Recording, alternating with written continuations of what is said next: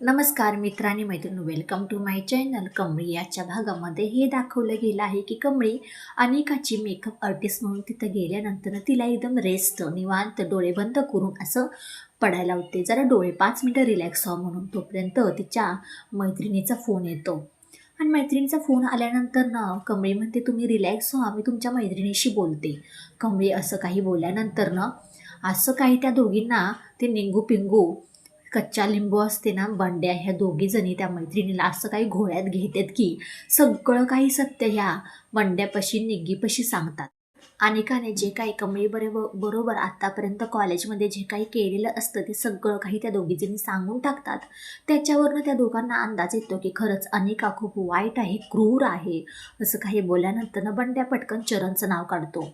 चरणचं नाव काढल्यानंतर त्या दोघीजणी अनिकाच्या फ्रेंड बोलतात की चरण तरी काही धुतल्या तांदळावानी एवढा काही साप नाही, त्याने तर काही थोडे कांड केले नाही आहेत, म्हणून तर त्याला कॉलेजमध्ये ॲडमिशन भेटलं नाही आहे. बंड्या म्हणतो, अरेच्छा, काय झालं काय नक्की, आम्हाला तरी कळेल का?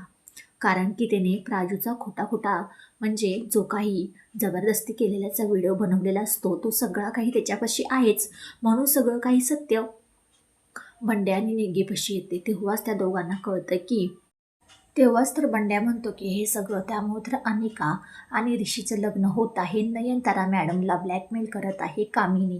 काही जरी झालं आपल्याला निग्गी आपल्याला पहिल्यांदा या चरणला गाठलं पाहिजे आणि म्हणून कमळी मेकअप आर्टिस्टचा वेश बदलून तिथून बाहेर पडते. तोपर्यंत बाहेर पडणार तोपर्यंत तिथे ऋषी बघतो. ऋषी म्हणतो, तू तू म्हणल्यानंतर ना कमळी थोडी हादरते म्हणते की नाही, मी तरी आलो होतो इथे अनिका मॅडमचा मेकअप करण्यासाठी, असं काही म्हणून ऋषीची नजर चुकून तिथून बाहेर पडते.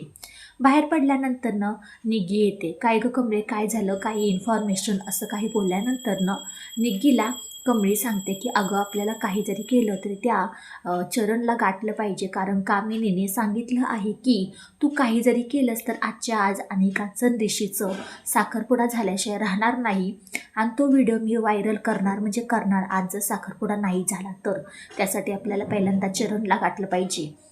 म्हणून बंड्या आणि इथे आपली कमळी त्या चरणच्या तिथे अड्ड्यावरती जातात आणि चरणला जसं काही बघतात तसं पटकन आपली कमळी चरणच्या सटकीनं कानाखाली मारते. कानाखाली मारल्यानंतर तो पटकन जमिनीवरती आणि जे काही त्याच्या खिशातले पैसे असतात ते साईडला काढून पडतात. अशी म्हणल्यानंतर कमळी पटकन बघते की म्हणते की हो, तू तर तुझा इमान इकलाच आहेस आणि त्या पोरीच्या इज्जतीशी खेळत आहेस आणि त्यावेळेसच मी तुला सोडाय नको पाहिजे होतं.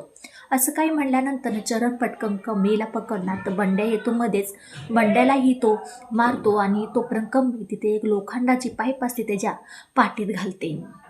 पाठीत घालणार तोपर्यंत चरण पटकन तिचा गळा दाबतो. कमळी आपली पांढरे डोळे करते. पांढरे डोळे केल्यानंतर तिला काहीही सुधरत नाही. बंड्याही उठण्याच्या अवस्थेमध्ये नसतो, पण आपला ऋषी कसा का होईन त्या जागेवरती पोहोचतो, कमळीला वाचवतो आणि बंड्याच्या सणसण कानाखाली मारतो.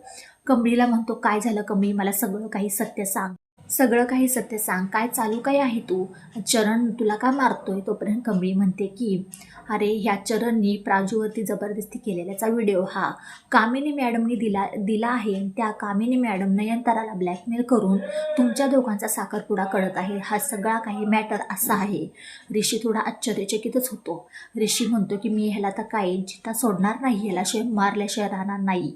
असं म्हटल्यानंतर ती लोखंडाची पाईप उचलतो, त्या डोक्यात टाकणार. तोपर्यंत आपली कमळी पटकन जोरात ओरडते, ऋषी सर तुम्ही कायदा हातात घेऊ नका. असं काही बोलल्यानंतर ना आपण सगळ्यांसमोर ह्याला घेऊन जाऊया. तेव्हा कुठे त्या अनिकाचा आणि रागिणीचा कामींचा पर्दाफाश होईल.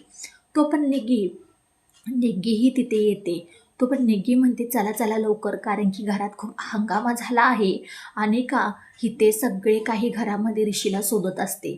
शोधत असल्यामुळे तिला कुठेही ऋषी सापडत नाही. ती जोरात खाली ओरडत येते की ऋषी साखरपुड्यातून पळून गेला आहे, इथे नाही आहे घरात. असं काही म्हणल्यानंतर तोपर्यंत नयनताराच्या तर पायाखालची जमीनच सरकते. तिला काहीही कळत नाही.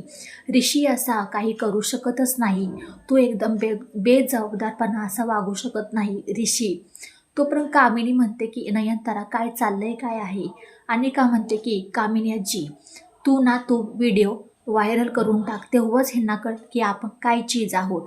कामिनी म्हणते शांत हो, आत्ताच काही प्रोसेस कराय नको, ऋषी येईल इतकाच. येईल इतक्यात, तू काय पॅनिक होऊ नकोस.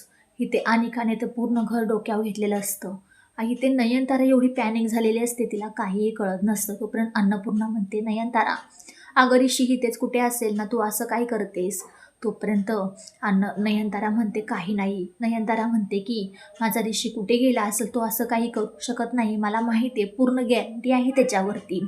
अन्नपूर्णा म्हणते, तुला एक विचारू का, तू ऋषीच्या मनाविरुद्ध तर लग्न करत नाहीस ना. नयनतारा म्हणते, हो. पटकन तिच्या तोंडातून हो निघून जातं. त्याच्यामुळे अन्नपूर्णाला थोडा डाऊटच येतो. येणाऱ्या पुढच्या भागामध्ये आपल्याला पाहायला भेटणार आहे की ऋषी घरी येतो, म्हणतो, थांबा थांबा, हे सगळ्या सत्याच्या मागं काय नक्की खुलासा आहे लवकरात लवकर आपल्याला कळणार आहे. कारण की कामिनीचा आणि रागिणीचा अनिकाचा ह्याच्या मागे खूप मोठा डाव आहे. माझ्या आईला ह्याने ब्लॅकमेल करून राजूचा व्हिडिओ सगळ्यांसमोर दाखवण्याची धमकी देऊन ह्या अनिकाचा आणि माझा साखरपुडा करण्याचा प्रयत्न करत होत्या. त्याच्याबद्दल अन्नपूर्णा पटकन कामिनीच्या कानाखाली मारते. अन्नपूर्णा कामिनीच्या कानाखाली मारल्यानंतर अन्नपूर्णा म्हणते की तू अजून किती खालच्या दर्जाला पडणार आहेस, अजून किती नाचिट्टी करणार आहेस स्वतःची आणि आमची सुद्धा. तोपर्यंत खूप छान इंटरेस्टिंग भाग आहे चाहीन येणारा सुद्धा. व्हिडिओ शेवटपर्यंत पाहिल्याबद्दल खूप सारे मनापासून धन्यवाद. भेटूया आपण पुढच्या व्हिडिओमध्ये. बाय सगळ्यांना.